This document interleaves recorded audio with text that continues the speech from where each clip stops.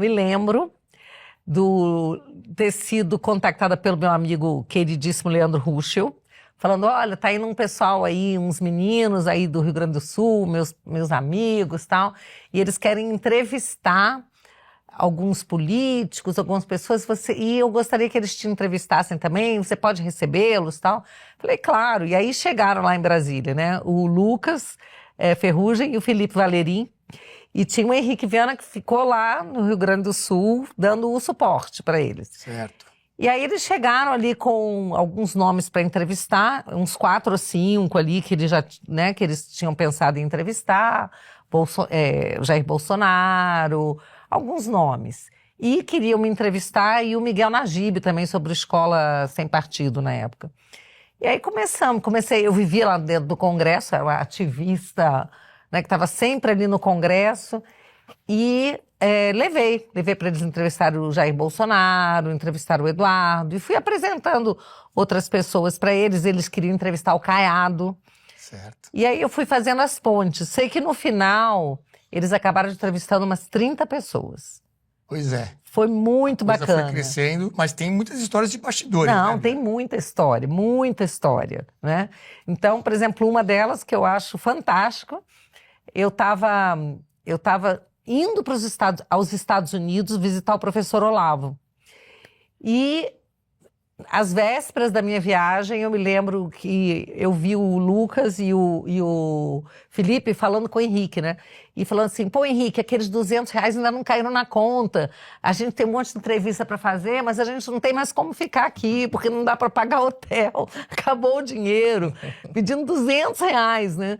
E aí eu peguei e falei assim para eles, vocês podem ficar na minha casa, não tem problema, né? Podem ficar em casa, eu estou viajando, estou indo ver o professor Olavo, mas vocês podem ficar. E se conheciam há quanto tempo? Tinha uma semana que eles estavam lá, mais ou menos. E o mais engraçado é que eu estava nesse ritmo de receber muitos ativistas na minha casa. Né? Vou até contar aqui, o Alan tinha ficado da minha casa, tinha ido para acampar em Brasília comigo e ficou lá na minha casa e comeu todos os meus chocolates e tomou as cervejas dos meus filhos, entendeu? Aí eu me lembro que os meus filhos falaram, pô, mãe, a casa é sua, a gente entende, a gente respeita, mas você não acha que você está recebendo muito maluco aqui, não? Será que não era bom dar um tempinho, não ficar recebendo esses malucos aí e tal, né? Aí eu falei, acho que vocês têm razão, eu vou dar um tempo, parar de receber aí os militantes, os ativistas, né, a nossa casa, vamos preservar, né? Aí assim, 48 horas depois eu chego com meus filhos, gente, é o seguinte, eu sei que eu falei que não ia receber, mas tem uns meninos aí da Brasil Paralelo, eu não posso deixar os meninos na rua, sem dinheiro.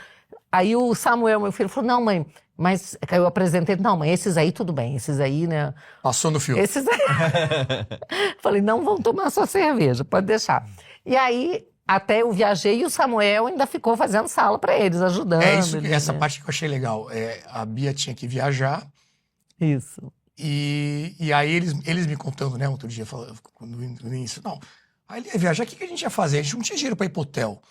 E aí alguém teve que ser o cara de pau de ir lá falar, sabe, Bia, a gente pode ficar aqui com ela indo embora e a gente ficando na casa dela e deu tudo certo. Deu tudo certo, os meninos deram maior força, gostaram pra caramba do Henrique, do Felipe, do Lucas, né, que estavam lá.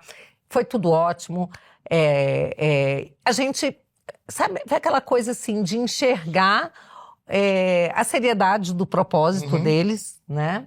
Não que o Alan não tivesse, tá, gente? Alan, aí, se você estiver vendo, você sabe que você mora no meu coração e eu sempre estive com você no Terça Livre desde o início. Agora que você tomou a cerveja dos meninos e comeu meu chocolate você fez, tá? Essa conta aí. Mas Mas não fumou cigarro? Não.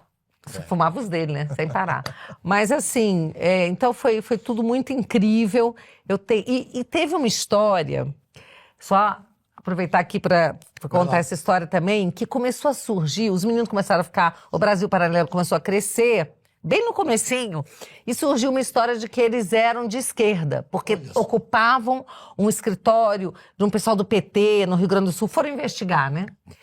E aí começou a história de onde vem o dinheiro do Brasil Paralelo. Isso até hoje. De onde vem o Brasil Paralelo, quem são, quem está por trás, o que fazem, aquelas coisas, né? Aí eu gravei um vídeo, falei, quem está por trás da Brasil Paralelo? Vou contar tudo e tal, né? E aí eu contei a história real, né? Que quem estava por trás eram eles mesmos, lutando, uns meninos que estavam investindo, tinham largado seus empregos, estavam investindo os recursos, parcos recursos que tinham naquilo e tal. O vídeo explodiu, estourou, foi muito bacana. Legal. E a história real foi contada, acabou com essa fofoca, né? A Bia comentou, né, que foi ajudando a chegar em outros entrevistados, né? Isso. Mais de 30 entrevistados. Quem é assinante, imagino que você está aqui assistindo a gente, já seja assinante. Se não for, vire agora. O legal é que você tem o documentário e tem depois as entrevistas completas de cada um dos entrevistados.